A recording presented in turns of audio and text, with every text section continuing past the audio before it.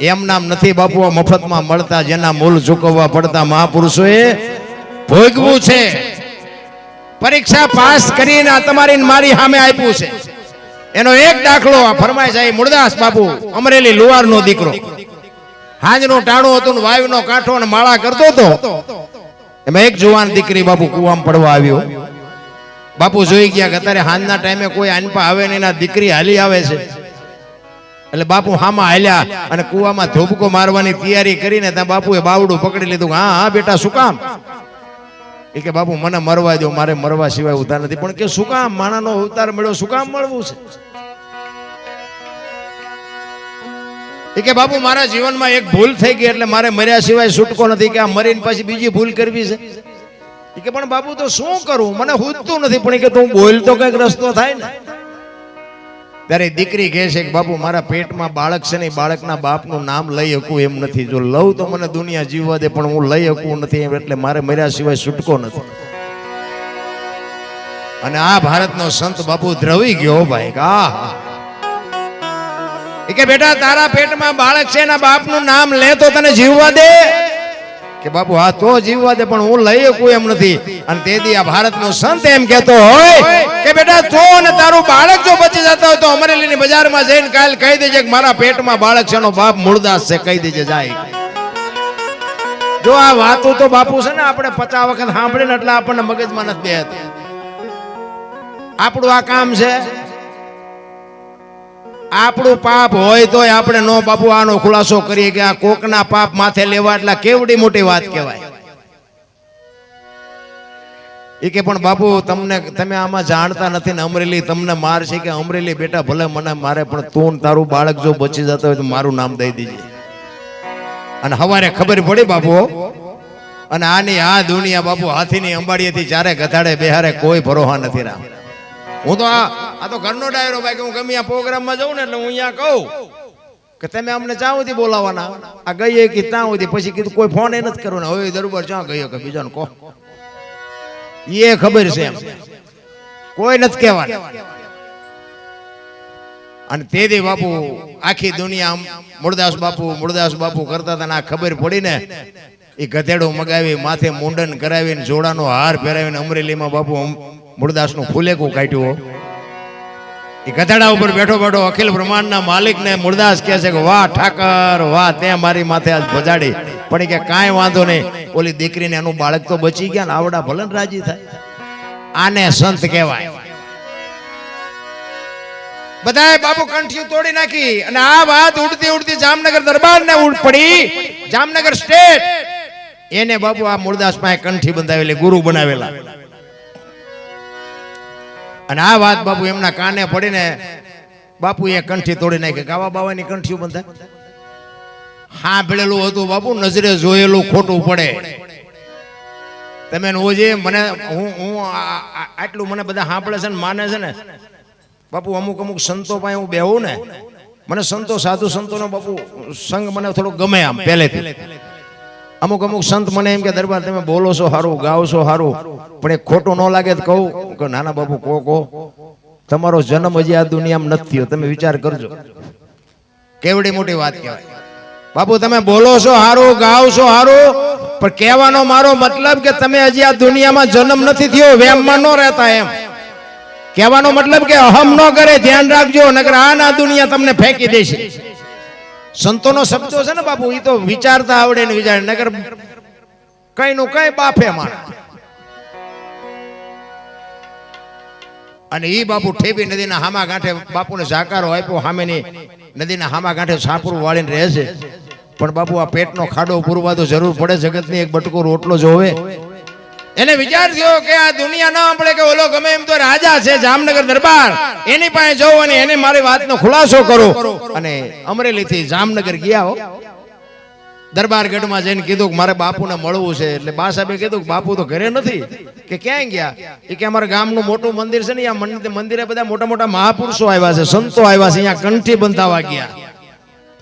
એ કંઠી બંધાવા ગયા ને બાપુ મૂળદાસ માથે આપ ફાટ્યો. અરે તારી ભલી થાય તારી, આને મારી કંઠી તોડી નાખી. પડી કે કાંઈ વાંધો નહીં, મારે એને મળ્યા સિવાય જવું નથી.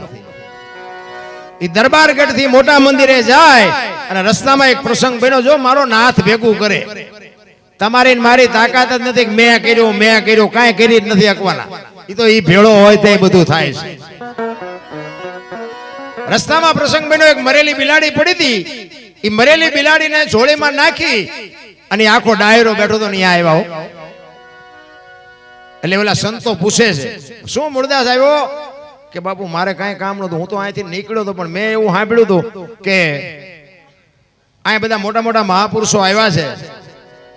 એટલે એક મરેલી બિલાડી પડી હતી, બચડા દૂધ વગરના ટળ વળે. મને એમ થયું કે આ બધા મોટા મોટા મહાપુરુષો આવ્યા છે, બિલાડી જો જીવતી થાય ને તો બચડા દૂધ ભેગા થાય. બધા આખો ડાયરો દાંત કાઢ. બાપુ ખરા ખરીના ખેલ આવે ત્યાં ખબર પડે.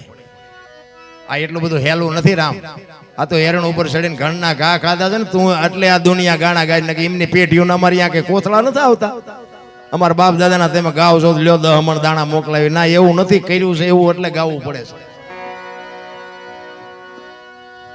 ઈ એમ કે છે કે મરેલા જીવતા ન થાય કે બાપુ થાય જ છે ને. તો શું દુનિયા પાસે નકરી આરતીઓ જ ઉતરાવી છે, પગેટ લગડાવા છે, બાપુ બાપુ જ કરાવવું છે. આખો ડાયરો દાંત કાઢે કે તમને અમરેલીએ જાકારો આપ્યો ને એટલે તમારું સહકી ગયું કે ના સહકું નથી, બરોબર રેડી જ છે, કાંઈ સહકું નથી. આ જીવતી કરો. એ કે જીવતી ન થાય કીધું ને બાપુ પ્રકોટીનો મરોડ બદલાણો હો મૂળદાસનો. એ કે તમારથી ન થાય લાવો કમડળ મારી પાસે. એ હાથમાં કમડળ લઈ પાણીની અંજળી ભરીને બાપુ એને કેવું ભજન કર્યું હોય છે મારા રામ.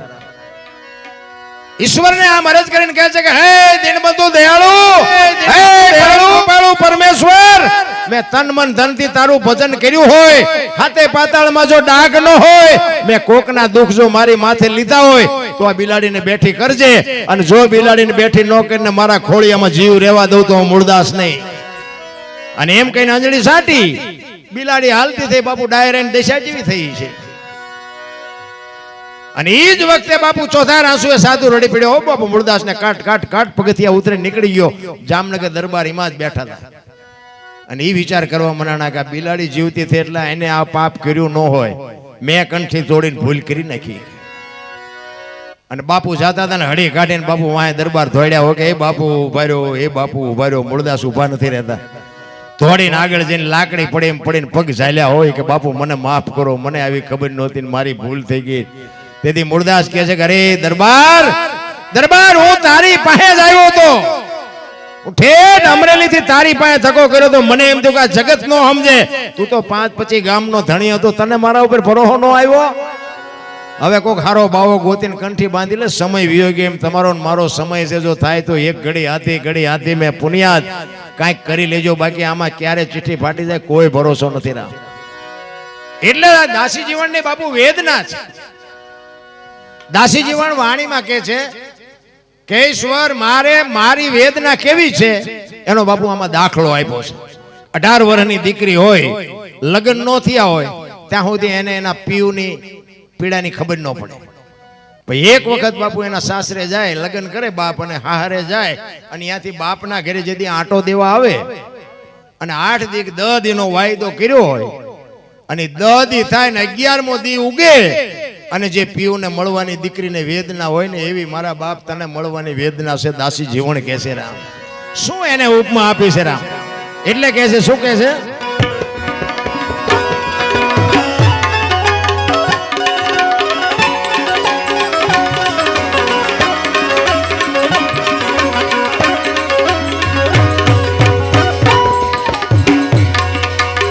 વિધિ હોય તે જાણે